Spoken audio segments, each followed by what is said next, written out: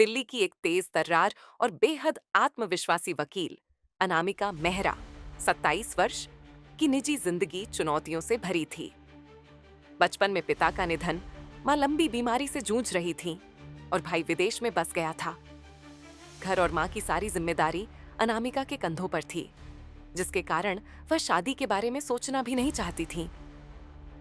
अनामिका अक्सर देर रात कोर्ट से घर लौटते समय एक 14 वर्षीय लड़के आर्यन को सड़क किनारे भीख मांगते या चाय की दुकान पर बर्तन धोते देखती थी।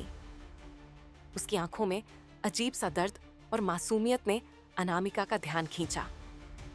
जब उन्होंने आर्यन से पढ़ाई न करने का कारण पूछा, तो उसने बताया कि उसके माँ बाप नहीं हैं और उसे खाने के लिए भी संघर्ष करना पड़ता है। यह सुनकर अनामिका ने उसकी मदद करनी शुरू की, उसे खाना पीना और कपड़े खरीद कर दिए। धीरे धीरे अनामिका और आर्यन के बीच एक अजीब सा रिश्ता बन गया। आर्यन की मासूम हंसी और बातें अनामिका के अकेलेपन को भरने लगीं। उसे लगा जैसे उसने अपना खोया हुआ सहारा पा लिया हो। अनामिका की माँ को भी आर्यन पसंद आ गया था और वह अक्सर कहती थी कि भगवान ने उसे उनके घर भेजा है।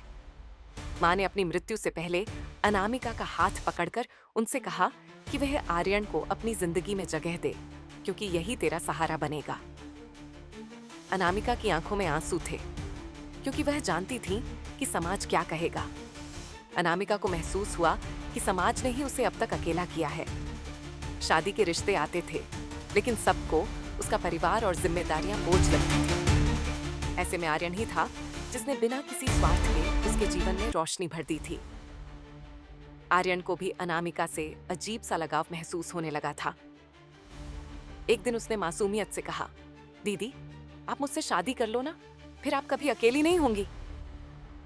अनामिका पहले तो सन रह गई, पर फिर उन्होंने आर्यन की आंखों में गहराई से देखा तो पाया कि वह सचमुच यह बात दिल से कह रहा था। अनामिका ने पूरी रात सोच विचार किया। वह जानती थी कि कानूनन यह शादी वैध नहीं होगी और समाज इसका मजाक उड़ाएगा, लेकिन उन्हें यह भी लगा कि अगर वह इस बच्चे को अपनाती है तो उसे एक घर और भविष्य मिलेगा और उन्हें खुद भी कोई ऐसा मिलेगा जो उनके दुख सुख का साथी बने। कुछ दिनों बाद अनामिका ने आर्यन से कहा कि अगर वह सच में उनके साथ रहना चाहता है तो वह उसे अपनाने को तैयार है, लेकिन शादी एक जिम्मेदारी है।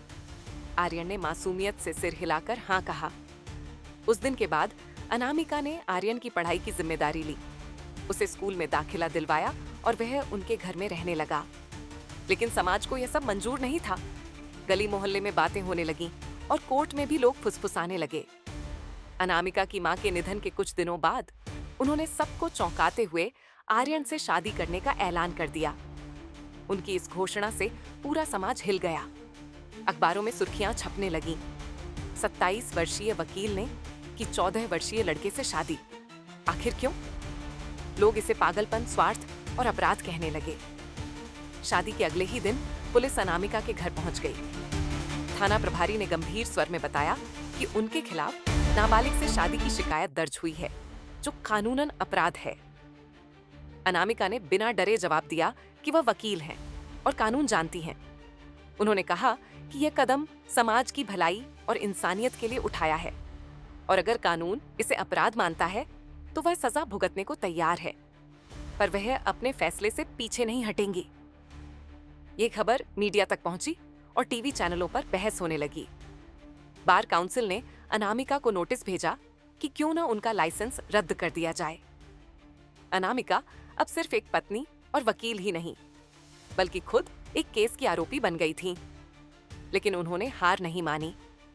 उन्होंने ठान लिया कि अगर समाज और कानून उनके खिलाफ हैं, तो वह खुद कोर्ट में अपनी पैरवी करेंगी। उसने आर्यन के साथ अपनी नई जिंदगी शुरू की, उसे पढ़ाती और दिन में केस लड़ती। इस बीच उनके पुराने दुश्मन भी सक्रिय हो गए और अनामिका व आर्यन को धमकियां मिलने लगी। आर्यन भी डरने लगा। अनामिका ने उसे सीने से लगाकर कहा, हम भागेंगे नहीं, हम डटकर लड़ेंगे। अगर मैं डर गई तो सच की हार होगी। उन्होंने पुलिस में शिकायत की, लेकिन कोई मदद नहीं मिली, जिसके बाद उन्होंने आर्यन की सुरक्षा खुद संभाली। अदालत में सुनवाई शुरू हुई। सरकारी वकील ने इसे बाल विवाह कानून का स्पष्ट उल्लंघन बताया। वहीं अनामिका ने खुद अपनी पैरवी करते हुए कहा, माननीय न्यायालय, ये सिर्फ विवाह नहीं है, ये एक मानवता का उदाहरण है। मैंने एक बच्चे को घर दिया है, शिक्षा दी है, पहचान दी है। अगर इसे अपराध कहा जाएगा तो फिर इंसानियत किसे कहेंगे? आर्यन को भी जज के सामने खड़ा किया गया, जिसने मासूमियत से कहा, शादी का मतलब है हमेशा साथ रहना। पत्नी जी ने मुझे हमेशा के लिए अपना लिया है, अब मैं अकेला नहीं हूं। धमकी भरी चिट्ठियां मिली, उनके घर पर पत्थरबाजी हुई, लेकिन अनामिका ने तय किया कि वह झुकेंगी नहीं। कुछ समाज सेवी संगठन और महिला अधिकार कार्यकर्ता उनके समर्थन में खुलकर सामने आने लगे। अनामिका और आर्यन के बीच का रिश्ता और भी गहरा होता जा रहा था। ये लड़ाई अब सिर्फ उनकी शादी की वैधता की नहीं, बल्कि समाज की सोच, अपराधियों की धमकियों और कानून की कमजोरी के खिलाफ भी थी। अनामिका ने ठान लिया था कि वह पीछे नहीं हटेंगी, चाहे कितनी भी मुश्किलें